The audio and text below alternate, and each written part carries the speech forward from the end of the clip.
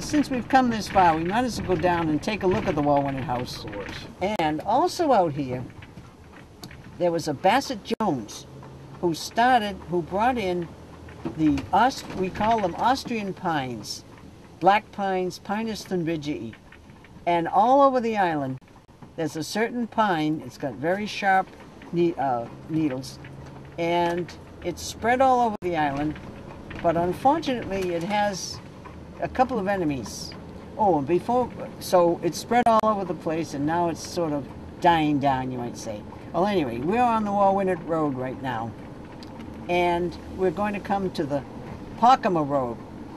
Now, Pockama Road will go into the right. Right. And us natives call it Pockama.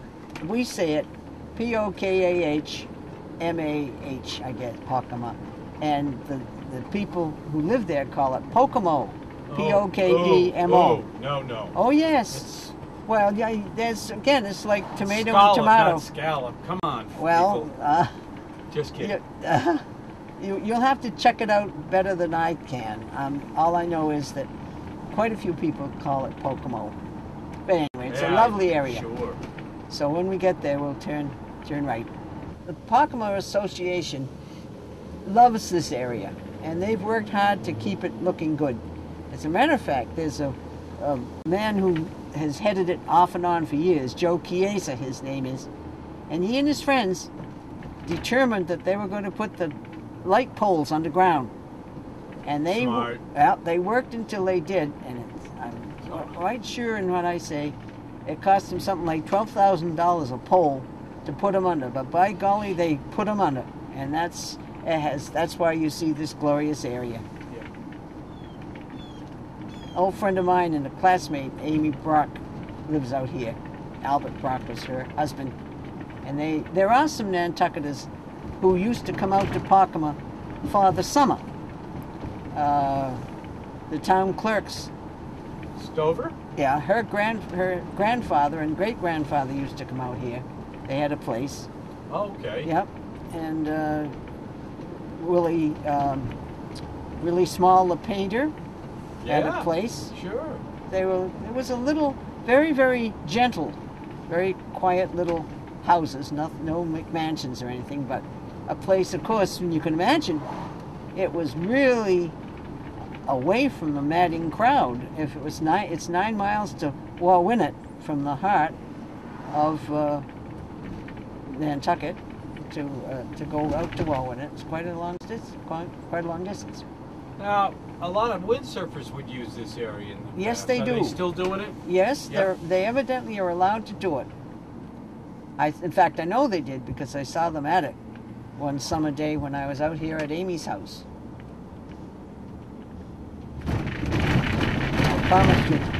I promise you no more road, and here we are. But I know. It'll only take us a minute.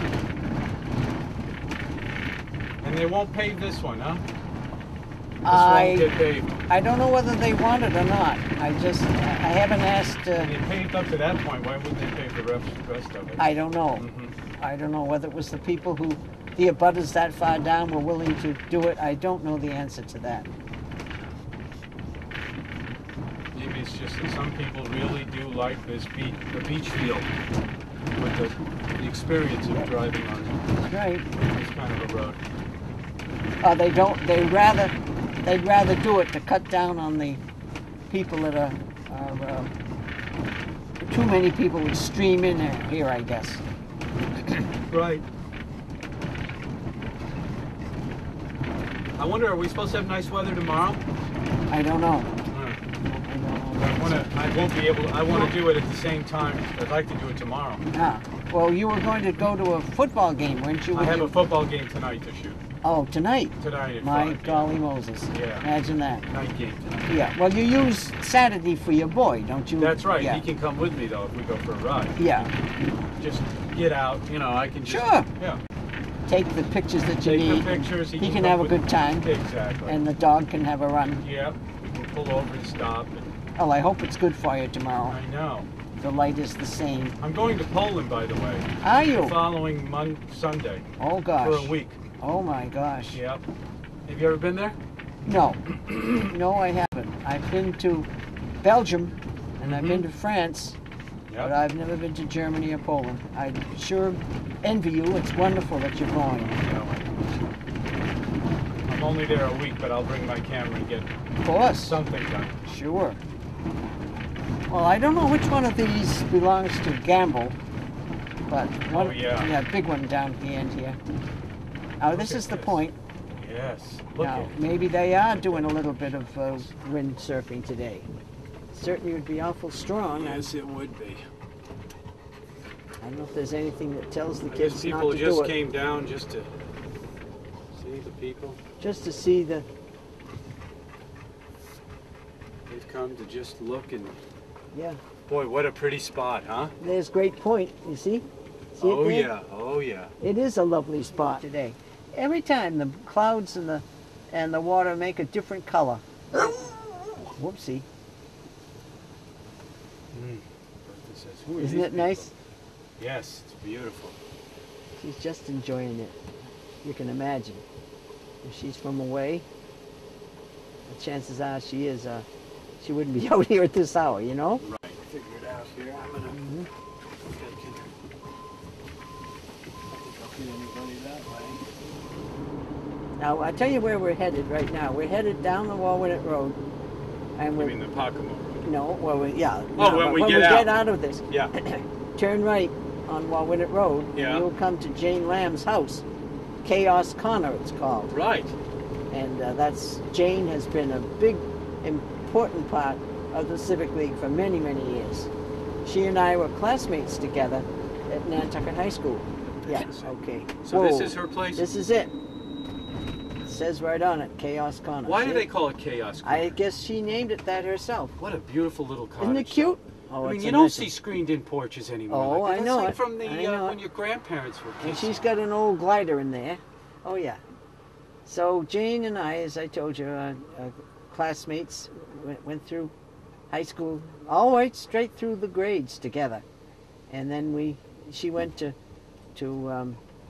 Wheelock to learn to be a kindergarten teacher, which she was very successful at for many years, and then I went toward biology instead.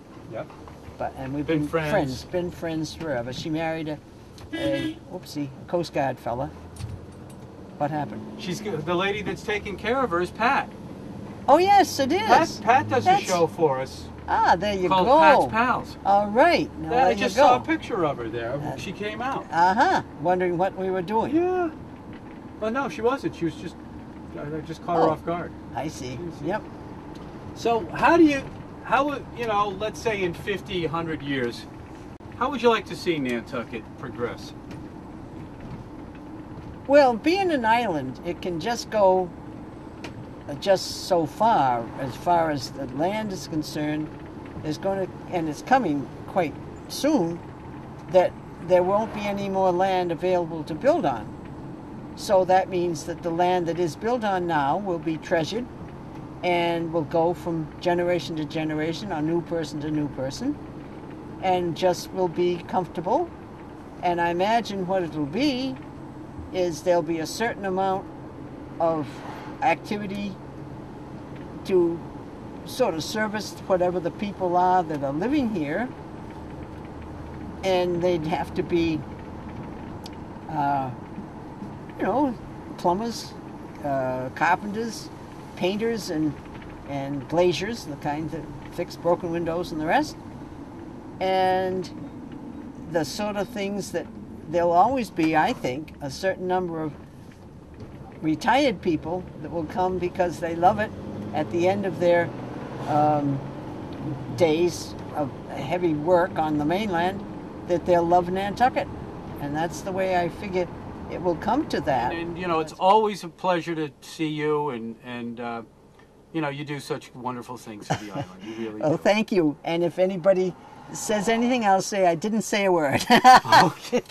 That's a good answer. I'll deny. I may have to use that. I'll deny everything. Okay, babe. Take care. Oh, yes. Thank you very much. Okay, babe. I'll see you. Bye-bye.